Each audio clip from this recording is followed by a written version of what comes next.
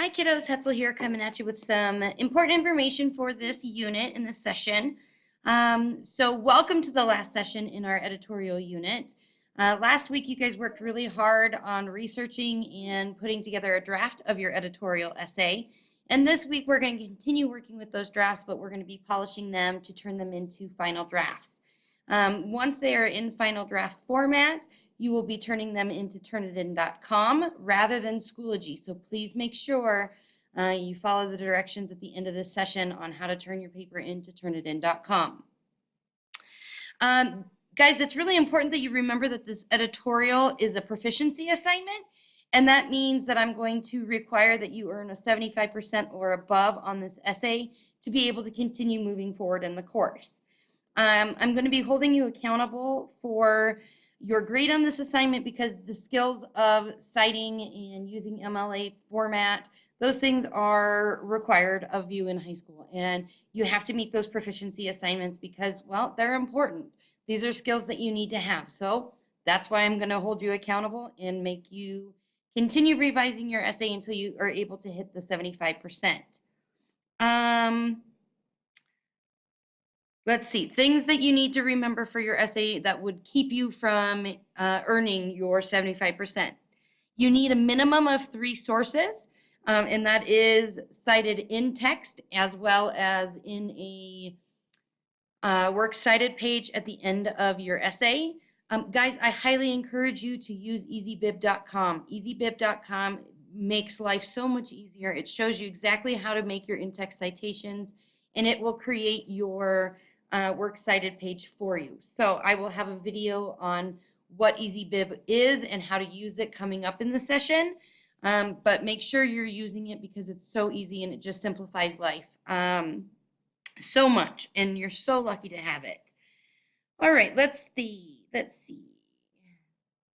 To help make sure that you're meeting the MLA format and citations and all of that's required, right here on the pages of, for the requirements and guidelines, in big red letters right here is the formatting and style guide. It will walk you through the expectations of MLA and what needs to be included in your paper, that you need to be size 12, double spaced, all those kinds of things. That's information that will come from the MLA guide for you. So we started last week with working on your research and creating drafts and whatnot. And this week you're going to be getting feedback from me on your rough drafts, and it could be your outline or your actual essay. But I'm going to be giving you comments and feedbacks of things that you're missing, what you need to improve on, where you have a grammar mistake, spelling mistake, a capitalization error, all of that stuff. And so I want you to look over my comments and my feedback to you, and then I want you to let your paper rest for a little bit. That doesn't mean walk away for days at a time, but it does mean walk away for an hour, walk away for 4 hours, walk away for a day, that's fine, and then come back, print off a fresh copy of your essay and rework it with a pen and pencil, pen and paper, and really go through and edit your paper for any errors. Having fresh eyes and taking that time away from your paper will let you come back and hopefully see it fresh and clear, and the mistakes will pop off the page. Something else that you might want to try, guys, is reading your paper out loud. A lot of times I find the errors in my own writing by when I'm reading it out loud to myself. And if it's not rolling off my tongue easily, then it probably needs to be adjusted or reworded, kind of thing. So please have someone else besides you and besides me go over your paper too before you submit it for a final draft.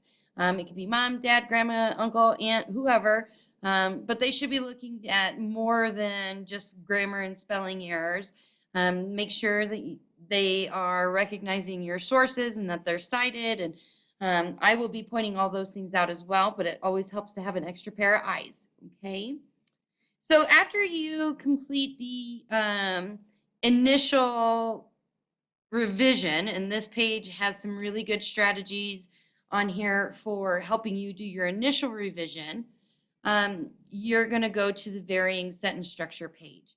and we're going to start revising for our varying sentence structures. So couple different things going here on this page.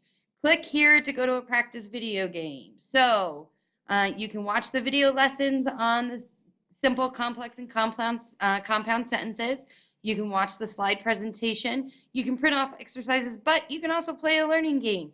If you click on Hi here, it will take you to a learning game that will help you learn your varying structures. And then I want you to take what you're learning from your varying structure assignments, and I want you to revise your essay looking for a variety of sentence structures. If every sentence we have is the same kind of pattern, it's going to be a very boring paper to read.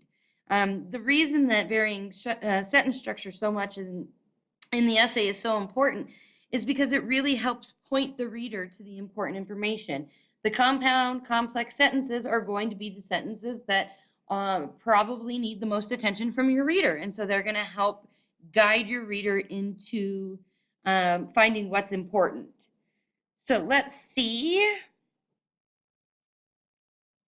And double check that you are getting your answers correct on the learning game, guys, because there is a 20-point quiz next.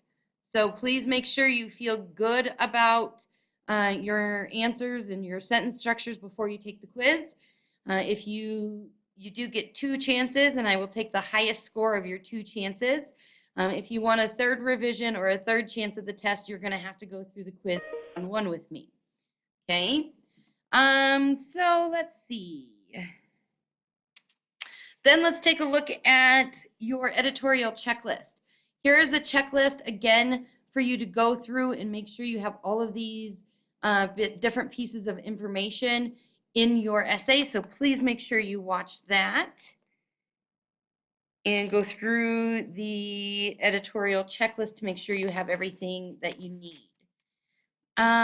Make sure that you have taken my feedback from your draft to help you change to revise your final draft. If I'm looking at the same errors that I even told you were wrong in the rough draft on your final draft, that makes me irritated, because why did I spend so much time giving you so much feedback on your essays for you not to make any changes to it?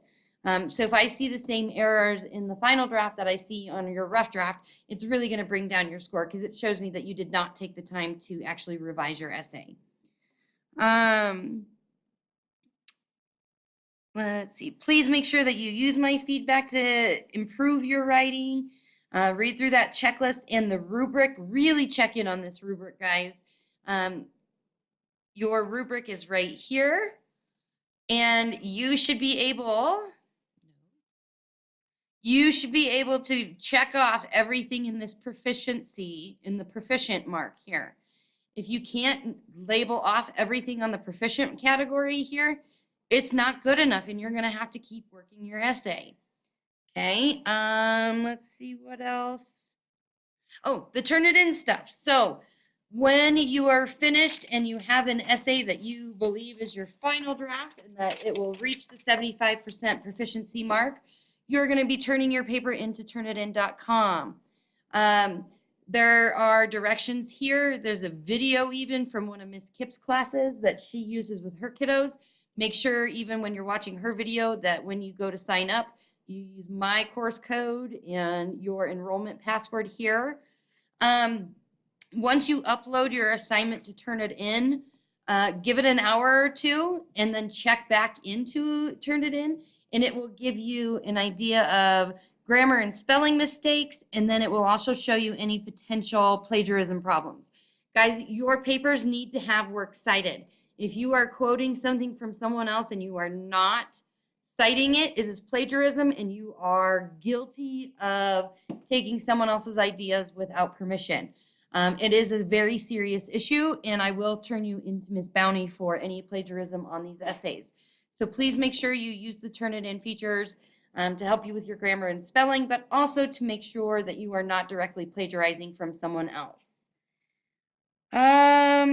After you finish your essay, there will be an exit slip to turn in, and you need to use PEA, well-written, complete sentences, and really answer each one of these questions thoroughly, minimum of 3 to 4 sentences.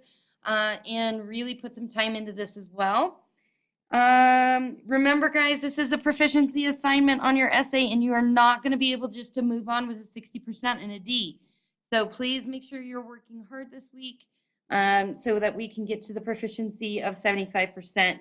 Once you guys finish this exit slip, you have finished the session, and we will be moving on to Unit 3 in Edgenuity. So please let me know if you have any questions, if you need anything, and I'm always here. Again, my number is 720-583-5565. I'm usually available from 7 to 7, and can't wait to hear from you guys and read your papers. All right, guys, take care, and I look forward to hearing from you. Bye, guys.